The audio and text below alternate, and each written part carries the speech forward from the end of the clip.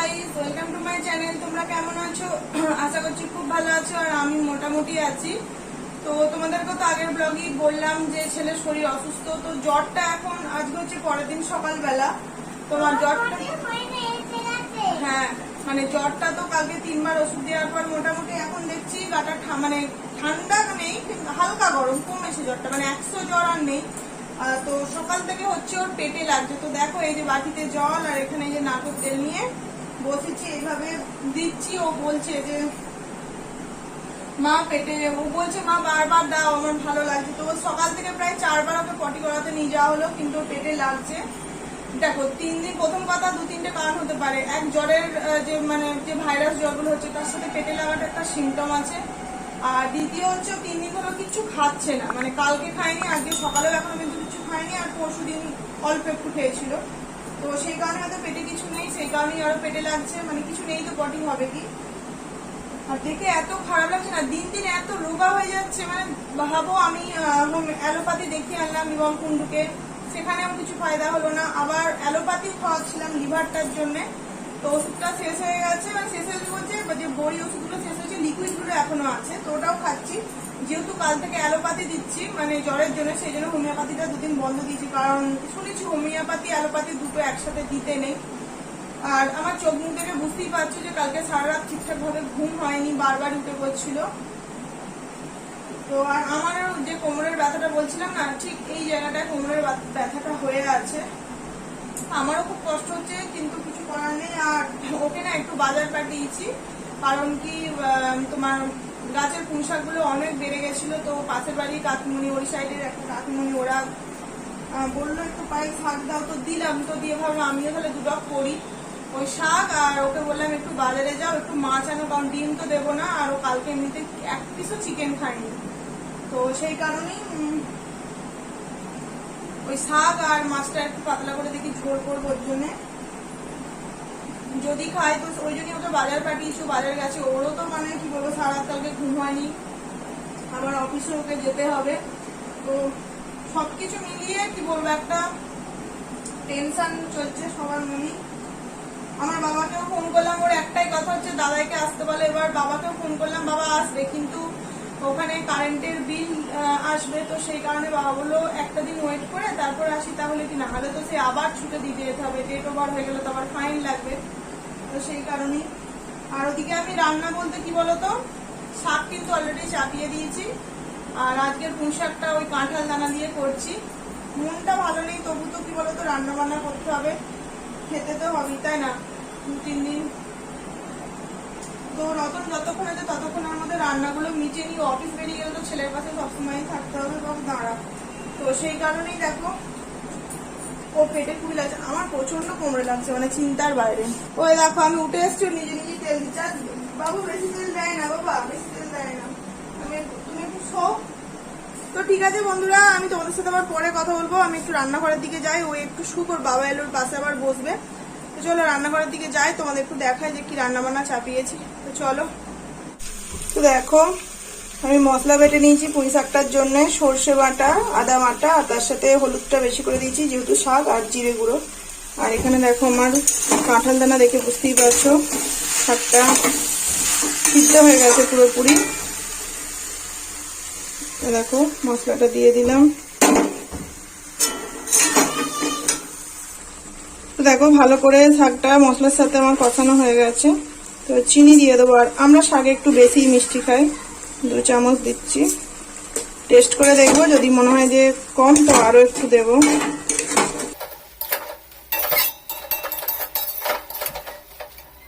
তো দেখো ছেলেটা তো পেটে লাগছে, সেই কারণে একটু নুন চিনির জল করবো। অল্প একটু চিনি দিচ্ছি, আবার অল্প কি, বেশি না দিলেও খাবেও না। দেখো নুনটা দিচ্ছি।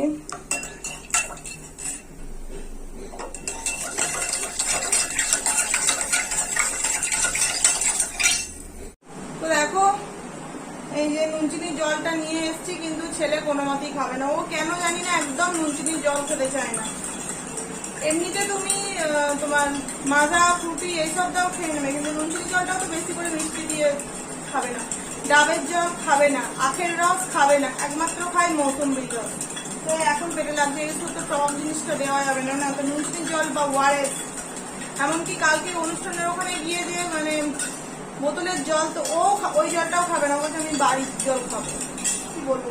আর আমার মানে কোমরের ব্যথাটা প্রচন্ড বেড়েছে গো, পাচ্ছি না কিছু, মানে সর্ষে বাঁচছিলাম পুঁইশাকে দেবো বলে, মানে এক পাশ হয়ে বসে, যখন হয় দেখবে একসাথে একদম একদম একদম বন্ধুরা দেখছে, দেখ একদম খেয়ে একটা থানা দেখতে পাচ্ছ,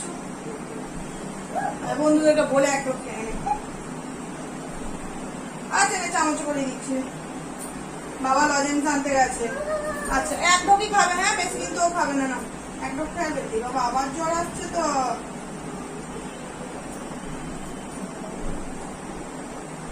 আবার গা গরম, আবার জ্বর আসছে, আবার গা গরম হয়েছে। ওর দেখি ওর শোনা ছেলে, এই তোমরা শোনো, ওর বাবা আজকে সামনে রথ আছে, আমার বাবুর জন্য রথ কিনতে যাব, বাবুর জন্য রথ কিনতে যাব, তাই তো ওকে আগে যাওয়া করে ভুলিয়ে ভালিয়ে খাইয়ে নি, ঠিক আছে।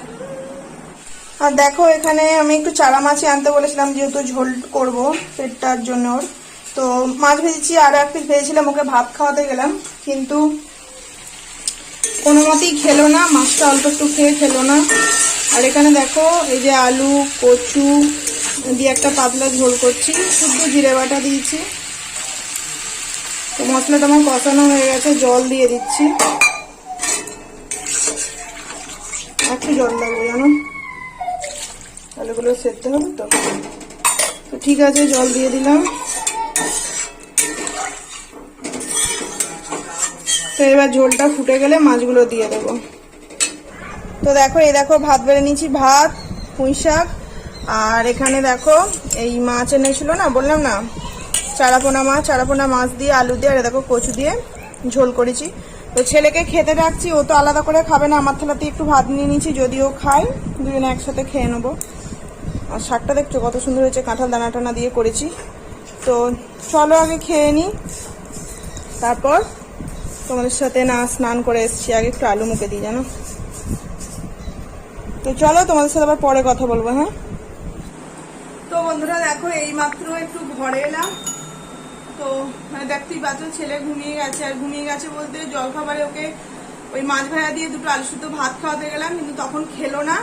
আমি জোরও করে নিজে বমি করে ফেলবে, বললাম বাবু একটু আম খা, কিচ্ছু খেলো না, কিচ্ছু না, চকলেট তাও খেলো না। তো এখন আমি কি করলাম, তোমার ওর বাবা গাড়ি অফিস গেল এই কারণেই, মানে আজকে সারাটা দিন যখন দেখবে গাড়ি যাচ্ছে, যখন দেখবে ক্ষতি হয় ক্ষতির উপর ক্ষতি, মানে সময়টাই খারাপ যাচ্ছে, কি বলবো। ওই সাইকেলে হাওয়া দিতে গেল, মানে পাম্প দিতে গেল, তো পাম্প দেওয়ার যে মেশিনটা মানে নিপিলটা ভেঙে পুরো সাইকেলের ইয়েতে ঢুকে গেল, মানে কি বলবো ওই সাইকেলে যেখানে হাওয়াটা দেয়, তো না বের করা যাচ্ছে না মানে খোলা যাচ্ছে, তো সেই কারণে মনে হয় হাওয়া দেওয়ার ইয়েটাই যাবে, মেশিনটা নষ্ট হয়ে যাবে। আর সাইকেলটা ও আর নিয়ে যেতে পারলো না, বলছে যদি মাঝ রাস্তায় গিয়ে মানে বাস্ট করে চাকাটা, তাহলে তো আর অফিস যাওয়া পৌঁছানোই হবে না, ট্রেন পাওয়া যাবে না, তো সে কারণে বাইকটা নিয়ে গেল। তো আমি বললাম বাবু বাবার বাইকে একটুখানি চাপাবো, তোমাকে এসে কিন্তু দুধ আর একটু বিস্কুট খেতে হবে।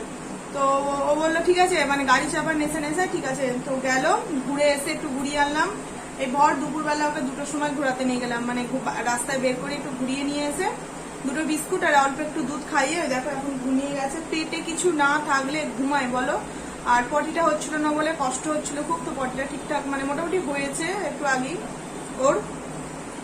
আর আমার কোমরের ব্যথাটা এত বেড়েছে বুঝতে পারছি না এটা খিচ ব্যথা না গ্যাস অম্বলের ব্যথা। তো গ্যাস অম্বলের ব্যথার জন্য আমি সকালেই রতন বললে একটা মানে ওষুধ খেয়ে নাও, তো আমি ওমেজ ডিএসআর একটা খেয়েছি, সরি ওমেজ ডিএসআর না প্লেন ওমেজ খেয়েছি। তো যদি কমে ভালো, না হলে ওকে রাত্রিবেলা ওমেজ ডিএসআর আনতে বলবো, ওটা যদি কমে, আর না কমলে ডাক্তার দেখাতে হবে। মানে আমি এরকম সোজা দেখতে পাচ্ছি না, এই সাইডটা এই জায়গাটা করে মানে কোমরটা করে ব্যথা। তো যাই হোক, চুলটায় কালকে তেল দিয়েছি, আজকে মানে এতটাই শরীরটা অসুস্থ লাগছে, মাথাটা শ্যাম্পু করতে পারিনি, কারণ ইন্দুলেখা তেলটা যেদিন মাখতে হয় তার পরের দিন শ্যাম্পু করে নিতে হয়, নাহলে কি ঠান্ডা লেগে যায়, তেলটা প্রচুর ঠান্ডা। তো আমার আজকে শরীর একদম ভালো লাগছিল না, আমি পারিনি শ্যাম্পু করতে, তো তেল মেখে স্নান করে নিয়েছি। আর বিশেষ করে শরীরটা এখন চলছে না, ছেলেটা ওষুধও খেলো না, শুধুমাত্র সর্দির ওষুধটা খাইছি, জ্বর আজকে মানে এখন সকাল থেকে আসেনি, হালকা গরম আছে, তো 100 না জ্বর হলে তো খাওয়ানো যাবে না, ওই 97-98 এরকম আছে জ্বরটা। তো ওকে এখন একটু ঠিক করে শুয়ে দিয়ে আমি একটুখানি রেস্ট নিই, বলছে কোমরটা এত লাগছে দেখছি, ভাবছি একটু হারিকেন জেলে সেঁক করবো কিংবা একটু ভলিনি স্প্রে লাগাবো, তারপর কি হয় দেখি। আর মাথাও যন্ত্রণা করছে জানো তো। তো যাই হোক চলো, তোমাদের সাথে আবার পরে কথা বলবো, এখন আমি একটু রেস্ট নিই, ঠিক আছে? ছেলেটাকে একটু ঠিক করে শুইয়ে দিই, চলো। তো বন্ধুরা দেখতেই পাচ্ছ এখন রাত্রির অনেকটা বেজে গেছে, প্রায় 9:30 না 9:30 10টা বেজে গেছে। তো শরীরটা আমার সত্যি এতটাই অসুস্থ যে মানে আমি সন্ধ্যা থেকে কোনো কিছু ব্লগ তোমাদের মানে কিছু আর দেখাতে পারিনি। তো যা হোক করে উঠে ছেলেটাকে একটু কেলক্স খাইয়েছিলাম দুধের সাথে, কারণ ও তো দুপুরে ভাত খায়নি, দুধ বিস্কুট খাইয়ে শুয়েছিলাম বললাম, তারপর তোমার কেলক্সটা খাওয়ালাম দুধ দিয়ে। তোমরা দেখো, দাঁড়াও একটা জিনিস তোমাদেরকে দেখাচ্ছি, 1 মিনিট। দেখো ও নিজে বেলেছে কিন্তু, ওটা দেখো ওইখানে ওই নোংরা করেছে। তুমি দেখো এখানে, দেখাও, দেখা যাবে না এইখানটা, হ্যাঁ ও নিজে বেলেছে।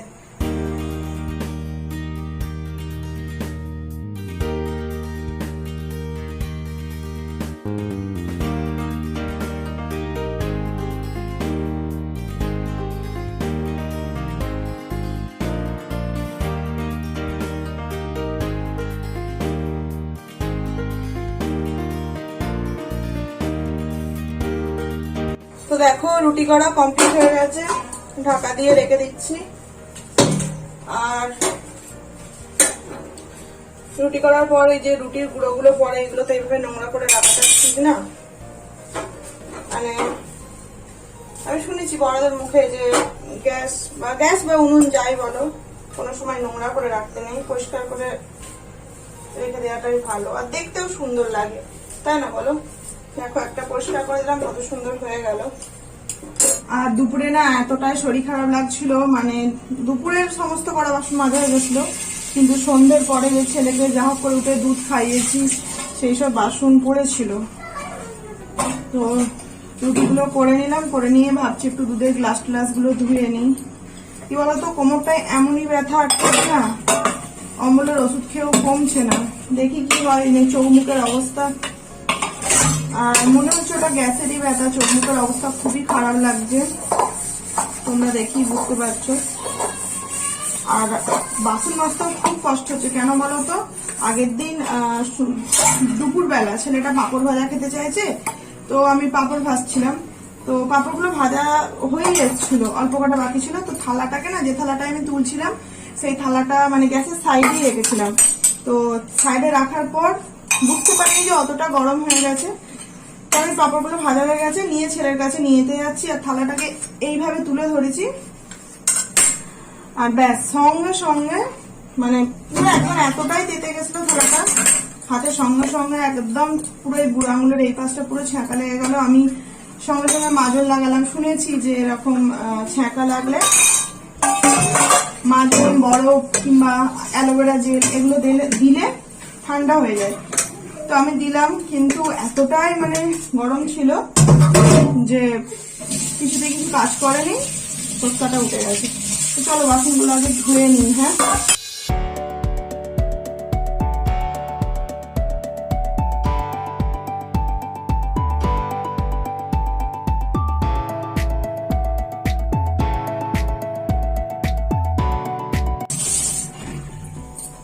তো চলো, হয়ে গেল।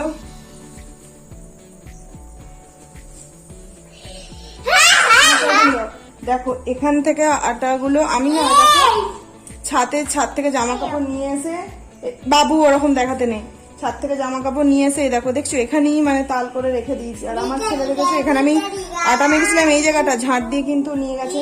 যাও পরিষ্কার করে দিয়ে দাও, যাও। হ্যাঁ হুম হুম হুম ময়লা ভালো করে তুমি পরিষ্কার করে দাও, এক সাইডে জড়ো করে দাও, এক সাইডে। দেখো ছেলে আমার বড় হয়ে গেছে, তোমরা না দেখলে বিশ্বাস করো না। এইখানে কিন্তু আমি আটা মেখেছি, এখান থেকে দেখো পরিষ্কার করে ঝাঁট দিয়ে এইখানে রেখে, এবং ও জানে যে ঝাঁটাটা কোথায় রাখতে হয়। ওর বাবা বারবার বলে এরকম সামনে ঝাঁটা রাখতে নেই, সাইডে, তো ও রেখে দিয়েছে। থ্যাংক ইউ বেটা, তুমি ওয়েলকাম বলে দাও। কি হ্যাঁ দেখো পরিষ্কার করেছে আমার ছেলে। আচ্ছা ঘরে এসে ঘরে। তো দেখো বন্ধুরা, রান্নাঘর থেকে ঘরে চলে এসেছি আর মুখে হাত পা একটু জল দিয়ে এলাম। আর এই দেখো লিকুইড সিঁদুরের টিপটা পরি তো, মানে টিপটা হয়ে গেছে। ছেলেটাকে খাইয়ে দিলাম, খাওয়ালাম বলতে দাঁড়া একটু বসি। আচ্ছা বাবা একটু, হ্যাঁ রোহন মামারও ওখান থেকে নিয়ে এসছে আমার বাপের বাড়ি থেকে। না রোহন মামার নয় ওটা, আর কে জানে। তো যাই হোক ওকে খাইয়ে দিলাম, দুধ রুটি খাওয়ালাম। খেতে তো চাইছে না, অনেক কষ্ট করে খাওয়ালাম। আর আমি এখন খাবো না, ও এলে খাবো। আর বুঝতেই পারছো আমার মুখ মানে বারবার বলছে, আমার না খুব কষ্ট হচ্ছে। মানে দেখবে যখন যে কোনো রোগ হোক না, মনে হয় যেন এই রোগটা কেন হলো, জ্বর হলে মনে হয় এতটা কষ্ট হয় না। তো এখন যেন মনে হচ্ছে যে এর থেকে মনে হয় জ্বরের কষ্ট কম, কিন্তু আবার যখন জ্বর হবে মনে হবে যেন জ্বরটা খুব কষ্ট, অন্য জিনিসটা ভালো। মানে রোগ, কোনো রোগই ভালো না, সে তোমার যাই হোক। আর তোমাদের যে হাতে যে ফোসকাটা হচ্ছে বলেছিলাম না, এরকম ফোসকাটা এরকম বড় ফুলে গেছিল তোমার। এর আগের দিন ওই যে মানে ইয়েতে গেলাম না, ফিস্টের ওখানে আলমারিটা খুলতে গিয়ে পুরো আলমারির সাইডে লেগে একদম এভাবে ফুসকাটা গেলে গেছে, অনেকটা বড় হয়ে গেছিল। আটা মাখতে, তারপরে ছেলেকে স্নান করাতে, মশলা মারতে খুব মানে হাত জ্বালা করছে। লঙ্কা টঙ্কা, হ্যাঁ লঙ্কা টঙ্কা বাটলে খুব অসুবিধা হচ্ছে, মানে বুঝতেও পারছি না, এত সাইডটায় ব্যথা গো। তো যাই হোক চলো, ব্লগটা আর টানতে পারছি না, বিশ্বাস করো খুবই কষ্ট হচ্ছে। ছেলেটাকে ঘুম পাড়িয়ে দেবো, আর এমনিতেও এখন বেজে গেছে 10:30। তো আজকের এই সারাদিনের ব্লগটা কেমন লাগলো অবশ্যই কমেন্ট করে জানাবে। ভালো লাগলে লাইক করো, কমেন্ট করো, শেয়ার করো। আর একটা জিনিস আমি তোমাদেরকে বারবারই বলি যে তোমরা কি বলবো, পুরো ব্লগটা দেখো, পুরো ব্লগটা দেখো, স্কিপ করবে না। তাহলে কি হবে বলো তো, তোমরা ডেইলি ব্লগে কি হচ্ছে না হচ্ছে পুরোটা জানতে পারবে। অনেকে মানে পুরোটা দেখে না, না দেখে বলে যে এই একই জিনিস, বা মানে বাজে বাজে কমেন্ট করে। তাই তোমরা পুরোটা দেখবে। তো যাই হোক চলো, আজকে আর কিছু ভালো লাগছে না, আমি একটু স্ট্যান্ড পাখাটা চালিয়ে শোবো। গ্যাসের ওষুধগুলো খেয়েছি তো, ওপর থেকে ঠান্ডা লাগছে কিন্তু ভেতর থেকে যেন খুব গরম ছাড়ছে। যা কথা বলছি রিপিট করছে। ওকে আজকে আমি পড়তে বসাতেও পারিনি, মানে কোমরের থেকে না আমার চোখেতে যেন মনে হচ্ছে কিরকম একটা হচ্ছে। চশমা পরেছিলাম, কিরকম একটা লাগছিল, তো ওই জন্য ওকে পড়তেও বসায়নি। তো যাই হোক চলো, আজকের ব্লগটা আমি এখানে এন্ড করছি। তোমাদের সাথে আবার আশা করছি সুস্থ শরীর নিয়ে নেক্সট ব্লগে দেখা করবো, ঠিক আছে? ততক্ষণের জন্য তোমরা খুব ভালো থেকো।